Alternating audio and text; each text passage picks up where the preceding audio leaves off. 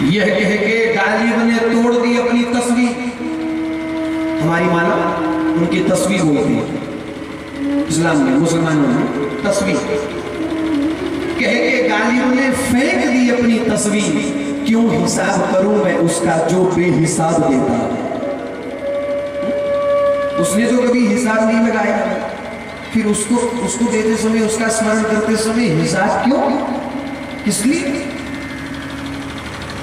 तो भजन कर, गिनती परमात्मा करेगा, तुझे गिनने की जरूरत नहीं। आज हमने इतना माला किया, आज हमने इतना भजन किया, आज हमने इतना किया, इतना किया। गुरु आज्ञा पाकर के ध्रुव जी यमुना जी के तट पर विराजमान हुए, उस मंत्र का स्मरण प्रारंभ किया। भूख लगती तो फल ढूंढ करके खा लेते, फल खाना छोड़ा तो हरे हरे पत्ते खाने लगे, वो भी छोड़ दिए। तीसरे महीने में केवल ध्रुवांकुर, हरी हरी ध्रुवा घास, वो उखाड़ करके खाने लगे, वो भी खाना छोड़ दिया। चौथे मास में केवल जो वृक्षों से पत्ते सूख करके नीचे गिरे हुए थे, वो सूखे पत्ते उठा करके खाते हैं। पांचवें मास में केवल यमुना जी का जल पान करते हैं। छठा मास जब प्रारंभ हुआ तो वो भी छोड़ दिया, केवल वायु पान, केवल हवा का पान। योग के माध्यम से ध्रुव जी ने अपने प्राणों को स्थिर कर दिया। 5 वर्ष के बालक ने इतनी कठिन घोर तपस्या करी, भूतो न भविष्यति, न कोई कर पाया न कोई कर पाएगा।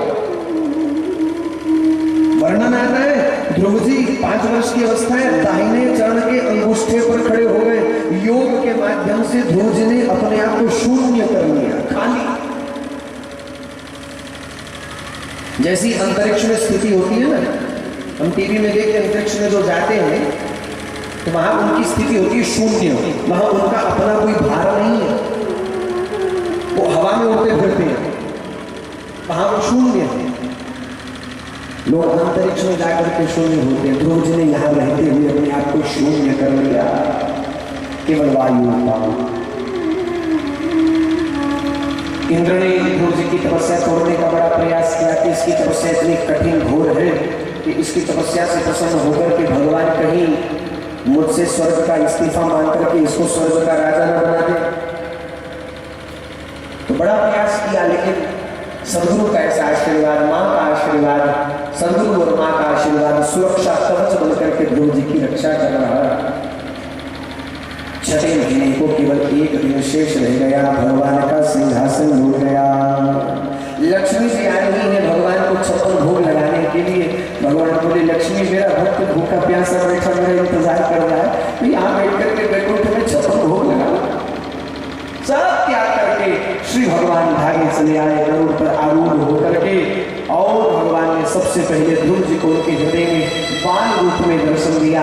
अपने भीतर, हृदय के भीतर बाल भगवान का दर्शन हुआ। ध्रुव जी ने आंख खोली तो सन्मुख श्री हरि बैठ करके मुस्कुरा रहे हैं। बोलिए भक्त वत्सल भगवान की। श्री ध्रुव जी ने भगवान का दिव्य साक्षात्कार किया। भक्त भगवान के उस मधुर मिलन का कौन वर्णन कर सकता है भला। ध्रुव जी भगवान को देख रहे हैं, भगवान ध्रुव जी को निहार रहे हैं, भक्त भगवान एक दूसरे का दर्शन कर रहे हैं। बड़ी प्यारी स्थिति बनी जी। ध्रुव भगवान की स्तुति करना चाहते, लेकिन अभी वेद मंत्रों का ज्ञान नहीं था उनको। 5 वर्ष की अवस्था तो है, अभी गुरु आश्रम में अध्ययन करने के लिए तो गए नहीं थे। लेकिन सुना है कि जब भगवान मिलते हैं तो स्तुति करनी चाहिए। मैं कैसे स्तुति करूं, किन शब्दों से करूं, पता ही नहीं है मुझे। तो भगवान समझ गए, तो भगवान ने अपने हाथ में पकड़ा हुआ शंख ध्रुव जी के मुख के साथ स्पर्श किया। स्पर्श पाते ही ध्रुव जी 4 वेद 6 शास्त्र 18 पुराणों के ज्ञाता हो गए, और बड़ी प्यारी वेदोक्त स्तुति श्री ध्रुव जी ने भगवान की करी। योऽन्तः प्रविश्य मम वाचि मां प्रसुप्ता संजीवयत्यखिल शक्तिधरः स्वधाम्ना अन्याश्च हस्तचरण श्रवणत्वगादीन् प्राणानमो भगवते पुरुषाय तुभ्यम्। हे प्रभु, जिस प्रकार सूर्य की किरण पड़ने मात्र से मुरझाया हुआ कमल पुष्प खिल जाता है, उसी प्रकार आपके मुख रूपी चंद्र का दर्शन करने से मेरे मन का मुरझाया हुआ कमल का रूपी पुष्प खिल गया। मेरी सोई हुई वाणी जागती कुसुप्ता संजीवयत् अखिल शक्तिधर स्वधाम्ना। मेरा सोया हुआ भाग्य जाग गया, मेरी सोई हुई वाणी जाग गई। आपका दर्शन करने मात्र से हे प्रभु आनंद रूप है आप, और हे आनंद रूप, आप इस आनंद रूप का दर्शन करने मात्र से मेरे रोम रोम में आनंद की लहरें दौड़ रही हैं। आप तो आनंद रूप बन करके सबके हृदय में निवास करने वाले, चराचर जगत में निवास करने वाले हैं। हे सर्वांतर्यामी सर्वभूतगामी, हे विधाता, हे ईश्वर, यह दास आपके चरणों में प्रणाम करता है, वंदन करता है।